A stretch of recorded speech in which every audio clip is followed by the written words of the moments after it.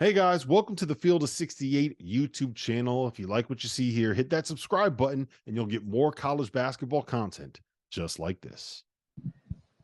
Meeting an Alabama team tonight that had lost 4 of 6 games heading into this tournament, had given up 117 points, 117 points to John Calipari in Kentucky, 105 points to Florida.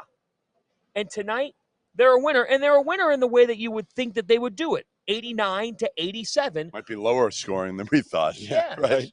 But to me, guys, I think we all thought Carolina, they're hitting that gear. They've got it in them to get back to that Final Four, and they just the intensity that Hubert Davis spoke with during the telecast against Michigan State. He's like, "Where's my team's fire? Where's my team defensively?" That fire never came out from them tonight, and it's done for Armando Bacot and R.J. Davis. That's it. Yeah, and those guys, honestly, Bacot put up good numbers, but he missed a critical dunk down the stretch, and RJ, again, had probably the worst game of his season, right? I mean, he's been spectacular all year long. You know, I thought one thing that really shocked me was how much Hubert Davis played Paxton Wodrick down the stretch and had Elliot Cadeau on the bench. Yes. I don't understand it. Now, again, we were here courtside. We were kind of watching some of that game, so we weren't watching all of it. But and then Jalen Withers, you have him on the court. Aren't you going to roll with your top 5 guys down the stretch, Rob?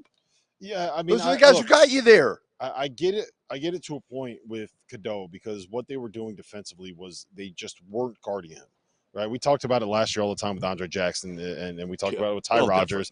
We call it dorking, right, where you dare the dork to shoot, and he hit a couple. But I think what it did was it messed up everything else that North Carolina was doing on the offensive end. And if you want to rely on Elliot Cadeau just standing out there and shooting threes and saying this is how we're going to try to beat them, like that plays into Alabama's hands and what Alabama wants to do defensively. So I get it to a point, but one, Jalen Withers taking that 3 at the end was a bad shot. Well, I get it, man. Like you can make them. You wanted your chance. You wanted your stardom, and at some point you kind of have to say, like, I respect that he had the balls to take that shot. No, you don't. Know your scouting report, man. Know who's on your team. He's open for a reason. Yes. He went down the other end, I think, and won somebody. He missed the rotation. He was late on the rotation that gave Grant Nelson the game-winning basket.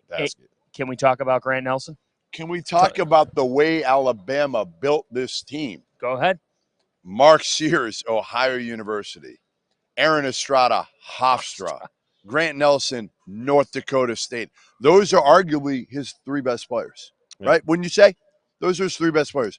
Is that going to be the blueprint now for teams? Hey, don't forget Nick Pringle, Wofford and Dodge City. Yeah. And before you talk about the players, you brought this up in a great tweet tonight.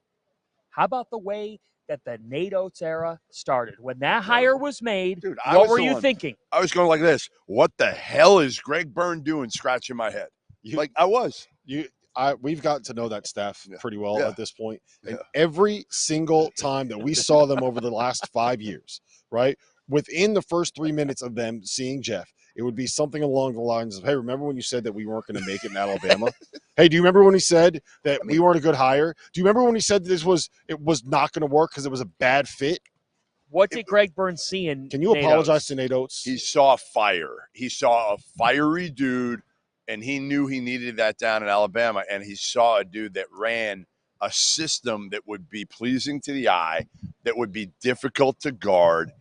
You know, I mean, listen, give Byrne credit because, again, think about it. You got a Midwestern dude who had inherited a program. He was an assistant for Bobby Hurley at Buffalo, took over, did a great job. They beat Arizona in the NCAA tournament, and Greg Byrne was obviously watching that one because he was the AD at Arizona before he was at Alabama.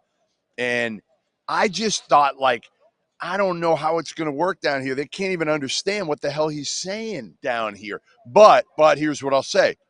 He got it going because he inherited enough talent from Avery Johnson. Remember, John Petty, Herbert Jones. He inherited some pretty good players, and they were able to get momentum quickly. He coached them up. Avery underachieved with them. Nick got everything he could out of them. They got momentum, and once you get momentum, it doesn't matter where you're from.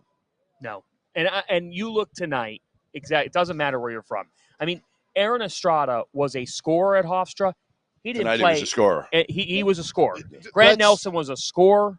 at North Dakota State. Tonight he was a scorer. That combination interesting of Nelson, Sears, Griffin, and Estrada combined to score 82 points. Yes, there's two things there that I want to note. The first one is Estrada's development into a guy that has started to fit into what Nate Oates wants to do. For the people that don't know, all Nate Oates wants is 3-pointers, free throws, and layups, right? You don't shoot mid-rangers. In other words, modern basketball. Shots. Yes. Aaron Estrada, what was he at Hofstra, Fanta? You covered the CAA. Aaron Estrada was the leading scorer in the CAA in a bucket. Where did he get his buckets from? From three. From three. But he was getting different shots with Alabama now. Like, it was all pull-ups and stuff with Hofstra. Right. Here at Alabama, it's a lot more catch and shoot. Because he used his physicality. He was bigger, stronger. It took him a while to figure out exactly how to fit into what Nate was doing. And it took him time to develop into that role. Grant Nelson, what were we talking about all season long with Alabama? All season long was they can't guard and they miss Charles Bediako. How many blocks did Grant Nelson have tonight? My wife texted me watching that game. She goes, Grant Nelson is a defensive monster. And I was like, well, tonight he was. But against Carolina's bigs who don't have a ton of athleticism, it works, right? Baycott doesn't have a ton of lift. And he doesn't have to be Jaren Jackson, right? He doesn't have to be Anthony Davis on that end of the floor. He doesn't have to be our guy, John Henson, who got robbed as a 2012 Defensive Player of the Year. He has to be good enough. Say that? I know, yeah, every time I do it, John Henson gives me $5. Every time I do it, but you notice a trend for tonight? Alabama, UConn, Illinois, and not as explosive but offensively efficient in Clemson. Experienced Chase Hunter. What's winning in this tournament? Teams that score. It's hard to be Virginia. It's hard to be Iowa State and win in this tournament. I'm just surprised Alabama with this crappy defense is this far. I mean, it's a different level of garbage defense with Alabama. I mean, they've been bad. And Nate has said it over and over and over.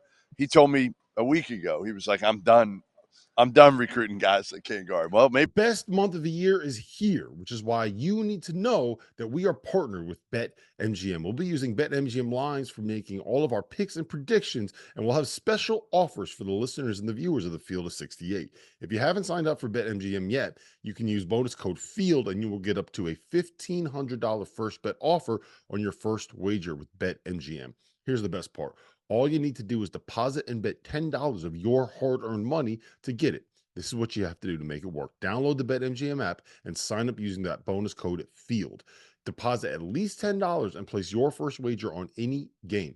You'll get up to $1,500 in bonus bets if your bet loses. Just make sure you use that bonus code FIELD when you sign up. Most importantly, we have some fun stuff coming up for the rest of the NCAA tournament. Bet insurance tokens, college hoops odds boost, and the thing that I love the most, a nice little parlay boost, as well as a ridiculous array of prop bets for anything that you could possibly imagine betting on. From odds on getting to the Final Four to national championship futures, I'm calling it right now. BetMGM is the king of the prop bet. So go download the BetMGM app. Use that code FIELD and sign up today. And while I've got you, a quick request. The best way to support the Field of 68 content you get for free is to engage with us. Rate and review the pod in any podcast app. Like and share the YouTube videos that you enjoy. Tell your friends about us. It all helps in a world where the algorithm is king. And now, back to the show.